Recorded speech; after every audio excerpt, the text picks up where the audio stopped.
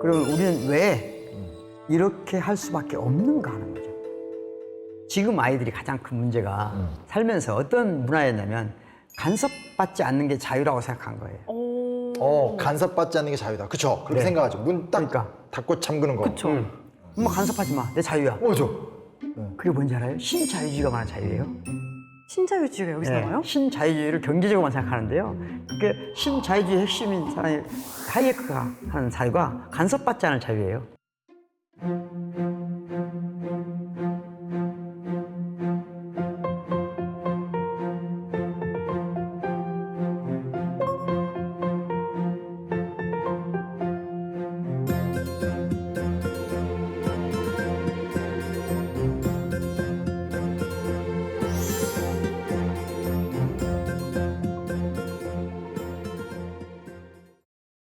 간섭받지 않는 걸 마치 미덕인 것처럼 생각하는 문화가 30년 동안 지속됐어요. 언제부터? 언제부터? 1970년대부터 2008년까지 전 세계 문화가 OECD 국가에서 신자유주의가 전 세계를 지배하면서 누구도 간섭하지 않는 게 굉장히 미덕인 것처럼 된 거예요. 맞아요. 그런데 생각해봐요. 누군가 서로 친해요. 누군가 사랑해요. 간섭하는 게 자연스러운 거 아니에요? 자연스럽죠. 관심 있으니까. 그죠? 조금씩 간섭하는 거잖아요. 네. 그렇죠. 그게 어느 정도는 약간의 침범도 있을 수 있죠. 그렇죠. 잔소리도 들어주고 인정할 걸 인정해주고. 네, 그런데 뭐가 문제냐? 지배하면 안 되죠. 그렇죠. 그렇죠. 아, 간섭과 지배. 예, 그 차이를 구분하지 못한 거예요. 그래서 최근에 이제 그것도 이 민주주의 이론하고도 관련돼 있어요. 네. 신자유주의를 극복하기 위해서 신공화주의를 주장하는 사람들이 있거든요. 신공화주의. 네, 그건 뭐냐면 간섭받지 않는 건 큰 가치가 없다. 중요한 건 서로 지배하지 않는 거다. 아. 그게 신공화주의예요. 네, 자의적으로 지배하려고 하지 마라. 이런 걸 예를 들어볼게요. 능력 있는 남편이 아내의 모든 행동에 대해서 간섭하지 않아요. 근데 언제든지 카드를 뺏을 수 있는 자의적으로 언제 뺏을지 알 수가 없네. 이런 게 지배예요. 권위랑은 좀 다른 다른 느낌이네요. 거죠. 권위가 있다는 것은 자의적으로 지배하는 게 아니에요. 지배가 정당성 있을 때 권위가 갖는 거죠. 아, 이런 문화가 지금의 20대들이 살아온 삶의 환경이에요. 근데 어떻게 보면 되게 손쉽게 해답을 찾으려고 했던 것 같아요. 그쵸. 그러니까 따져보면 우리가 어린 시절에 너무 부모님들이 간섭하고 혼내고 막 좀 외롭고 이러다 보니까 아 간섭하지 마, 아 신경 쓰지 마 네. 하니까 애들이 자녀가 되니까 아이 뭐 신경 안 써. 이러면서 좀 너무 편의적으로 관계를 자유롭게 네. 만들어 버리니까 그렇죠. 되게 서로 허하고 외롭고 간섭하는 정도도 모르고. 아 그러니까 아예 누가 친해질 수 있는 방법 자체를 모르는 거예요, 이제. 그러니까 네. 사랑도 못 하는 거네. 그렇죠. 사랑도 못하면 괜찮은데 우정도 없어요.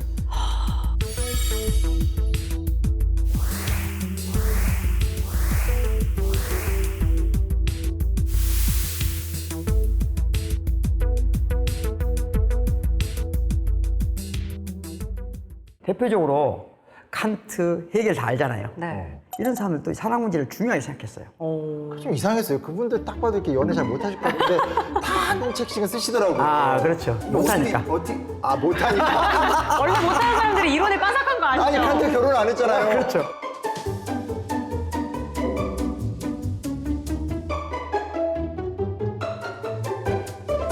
그럼 이 철학자들의 어떤 연애나 사랑에 대한 연구가 오늘 이 사회 문제랑 좀 어떻게 이어지는 거예요? 프랑스 혁명을 생각해 보자고요. 네. 프랑스 역사에서 로비스피에르라는 사람이 로비스피에르. 공포정치. 그렇죠. 어마어마한 사람을 죽였던.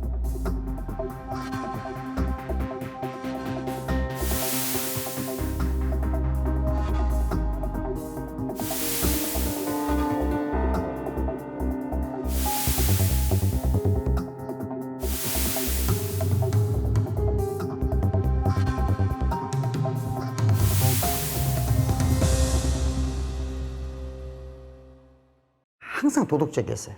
이분은 정의로 왔어요. 아, 평소에? 삶도 그랬고 항상 인생을 살았어요. 하늘을 우러러 한 점 부끄러움 없는 삶을 살았어요. 그리고 세상을 그렇게 본 거예요. 근데 뭘 못 봤어요? 서로 간의 유대감, 연대감, 친밀감.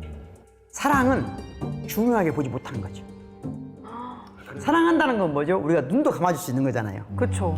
아니 남편의 작은 허물 살짝 감아줄 수 있잖아요. 그쵸. 그게 정의가 아예 사라지고 그것만 있으면 친밀감만 있으면 부패할 수 있죠. 그런데 친밀감, 신뢰는 없고 정의만 내세우면 어떻게 될까요? 공포 정치가 되는 거구나. 그게 공포 정치거든요. 그래서 프랑스 혁명을 고통으로 보라는 거예요. 그게 이제 어쨌든 사학과에서 역사 전공하면 네. 프랑스 혁명을 많이 배운단 말이에요. 근데 진짜 잘 이해가 안 됐던 것이 하나 뭐냐면 이쪽인 자코벤 계열이라고 그래서 가장 평등적이고 이상적 사회를 만들기 위해서 토지 개혁도 무상으로 하고 그리고 여러 봉건적 철폐도 없애야 된다고 했던 그 이상주의자들이 권력을 잡았는데 네. 잡고 나서 막 단두대에서 어마어마한 사람 죽이거든. 도저히 그게 이해하기 힘든 거예요. 근데 친밀감, 사회적 연대 이걸 놓쳤다라는 말씀이신 거잖아요. 그러니까 정의와 신뢰가 서로 어떻게 해야 돼요? 균형을 유지해야 돼요. 그러네. 밸런스를 유지해야 되는 거예요. 같이 말하면 한 사회가 건강하려면 공공성은 정의를 지향하잖아요. 그렇죠, 그렇죠. 친밀성, 사회적 신뢰가 있는 거예요. 이 두 가지가 밸런스를 유지해야 건강한 사회예요. 근데 지금은 친밀성이 너무 떨어져 있는 심각하게 사회를. 위협받고 있는 거죠.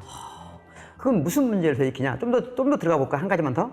불특정 타인에 대한 신뢰도가 우리나라가 어떨 것 같아요? OECD 과정에서. 보통 이런 거 안 좋은 건 상위권이야. 아 그래요? 한 1, 2위 안에 무조건 들걸? 우리나라 그래도 괜찮지 않아요? 아니요. 그래요? 가장 최하위예요. 네. 우리 사회가 신뢰 사회라고 생각하시면 큰 오해예요.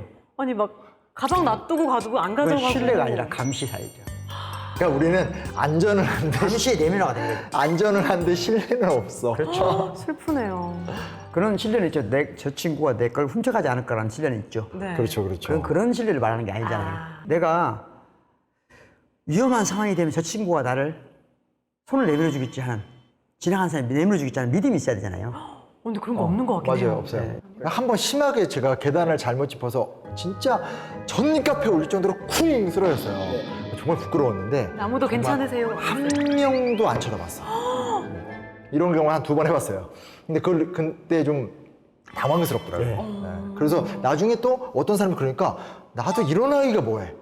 네, 다들 안 하니까 돕는 행위 자체도 이제 되게 이상해지게 된 거지. 그래서 대학생들을 보잖아요. 지금 대학생들 보면 서로 굉장히 예의 발라요. 존댓말 하더라고요. 네, 그러니까 굉장히 예의 바른데 싸늘해요. 맞아. 싸늘한 친절함. 이게 지배하는 사회예요. 저는 막 남녀 갈등도 그렇고 세대 간 갈등도 그렇고 그렇죠. 이런 게 그냥 인터넷이 발달해서 수면 위에 드러난 거다라고 생각을 했는데 그게 아니네요. 그런 면도 없잖아 있지만 네.